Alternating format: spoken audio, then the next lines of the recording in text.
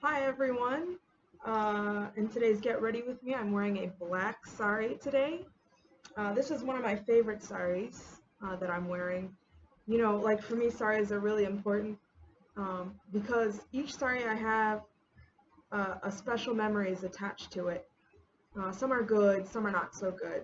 The one attached to this one, even though it's one of my favorites, is a very not so good memory attached to it. The last time I wore this sari, it was a former student of our school that had passed away, and I wore it at the funeral. And he was quite young, and not to get into the specifics of how he died, but just to say that, if you're going through something, you should never go through it alone. Try to reach out to as many people as you can. If one person doesn't respond, go to the next person. If at the end of the day, people in your circle don't respond to whatever you're going through, whether it be depression, whether you're hitting hard times, whether you're battling an addiction, you can always reach out to me. You can send me a message on Instagram or Facebook or send me an email, and I will take it seriously and get back to you. It might take me a while, but I will, try to give you whatever advice I can. But um, it was so unfortunate for someone so young to die this way. So I wore this sari um, at that funeral. So I'm wearing black with black. It's like an all black thing because today I wanted to talk about blackness.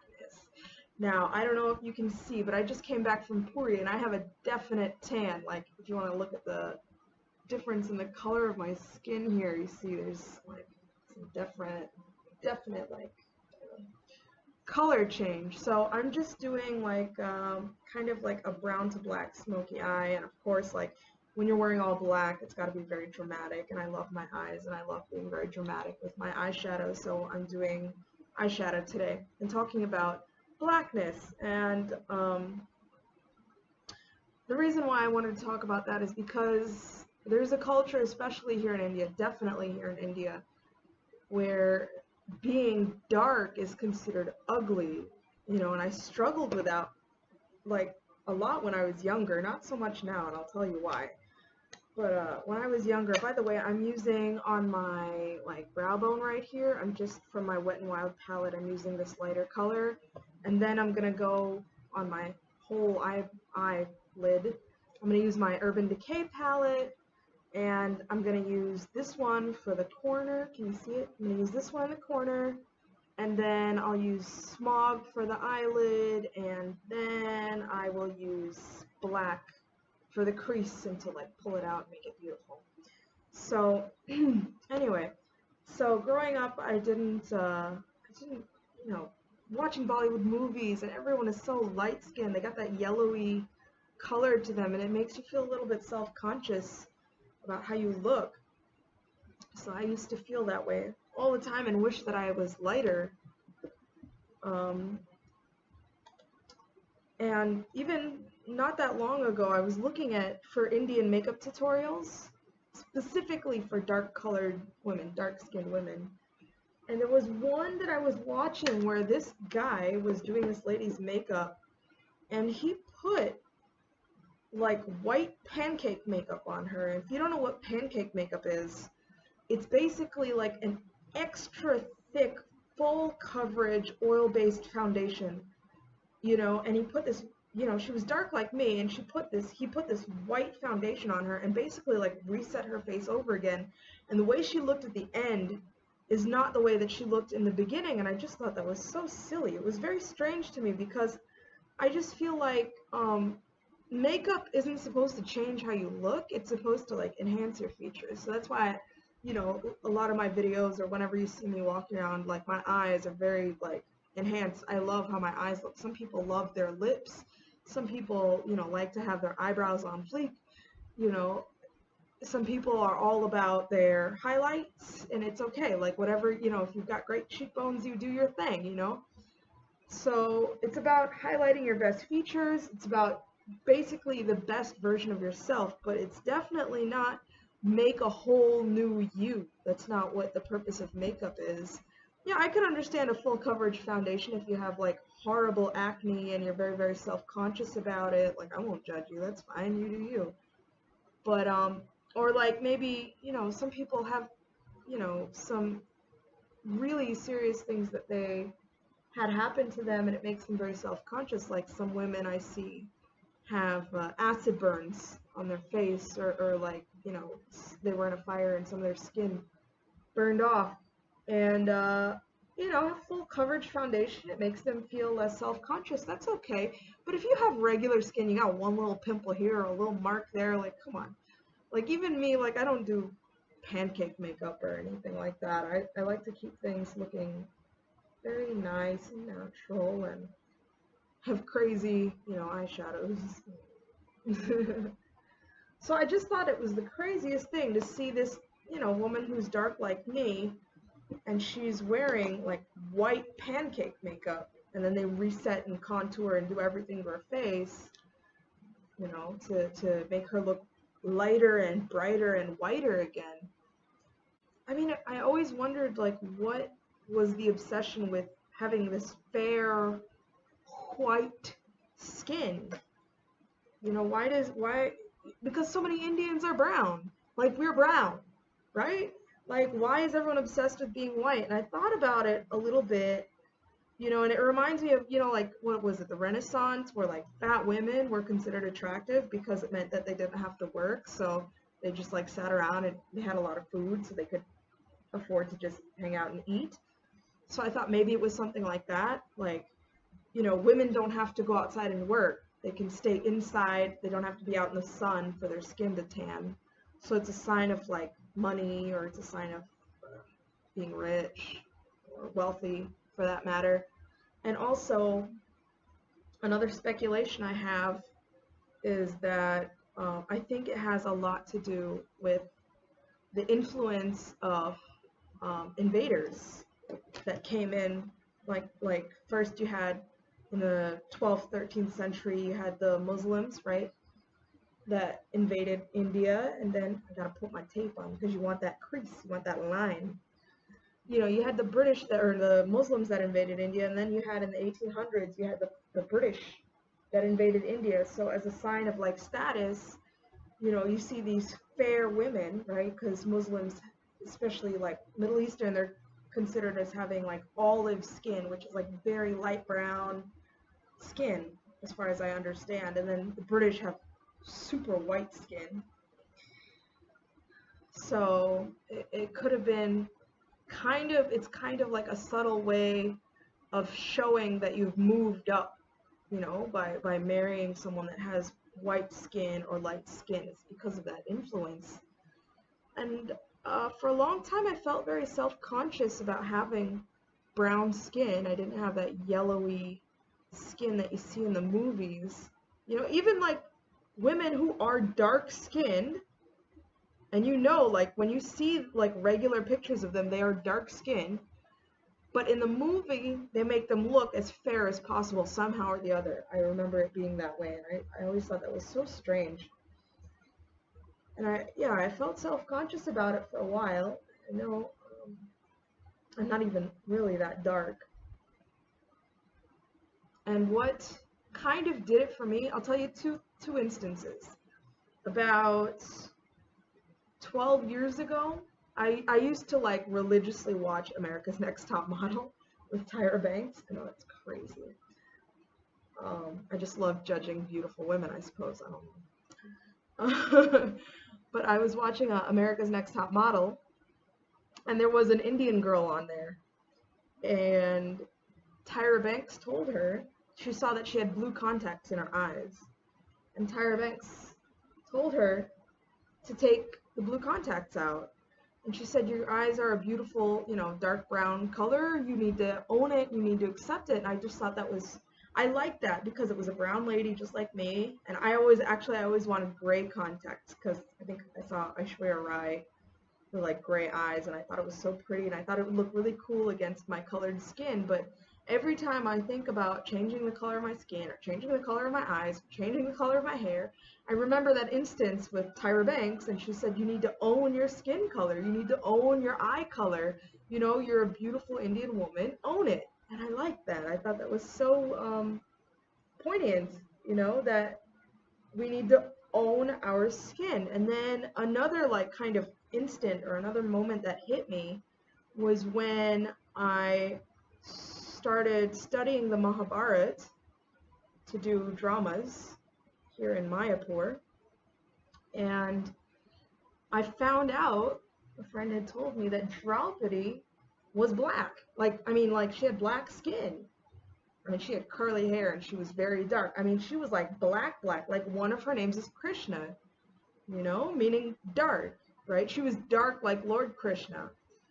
And another person that has the name Krishna is Arjuna. So Arjuna, Krishna, and Draupadi are three dark-skinned people, and all considered extremely attractive. Draupadi was so attractive, in fact, that at her Swayamvar, right, where she gets to choose a husband, right, her Swayamvar, Arjuna wins her, right? He wins her hand in marriage. So there's two dark people getting married, by the way. It's not like, a light-skinned person has to marry a dark person or some weird hang-up that some people have. So Arjuna wins Draupadi, and the men assembled there are so infuriated, they let a riot breaks out, right? Where they all start attacking Arjuna, and Bhima comes in and he saves, he helps save Draupadi, and there's a big fight with Bhima and Arjuna against all of these warriors from across Varsha. So this woman is so attractive in her blackness, right? She's so black, she's like blue. She's black, right?